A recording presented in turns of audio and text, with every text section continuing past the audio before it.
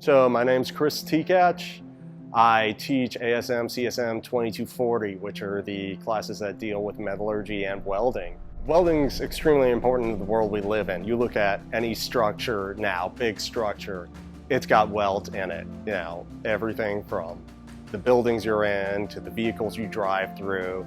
So there's a lot they get out of this course, but they also learn how to read blueprints, weld symbols, and other things they can apply, you know, whether they're working in construction system management or ag, and even if they're just at home and applying a small weld to a piece of agricultural equipment so they can continue that harvest, that helps out. It's a lot of fun. This is a very lab-heavy course, and that's what I like. I like to lecture and talk, but it's great to see the students come in here, perform welds, and then you see them connect. So we're very lab heavy and we have a fantastic lab. Lincoln Electric and Miller have both contributed heavily to this lab, especially over this year.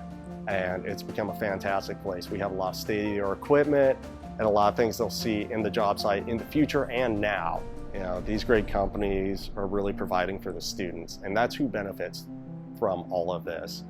This lab's been in veteran hands for a very long time. Jim Pepperton, who first started teaching here, was a veteran. Larry came along next. He was also a veteran. They both served in Vietnam. And then I came. So I'm a Marine Corps veteran, but I served in Iraq. You know, just because I no longer serve actively as a Marine, I'm still able to help, you know, my country and other people. And so when students come in, I can give them a talent, a perspective, and help them succeed. The education you get here lets you be confident. You know, you're working on something like the James, which is a huge hospital, and you have a fleet of welders. You're confident walking right up to them because of this class, right? Because of the background you got. You know, ensure that structures like hospitals get built better, faster, cheaper, safer.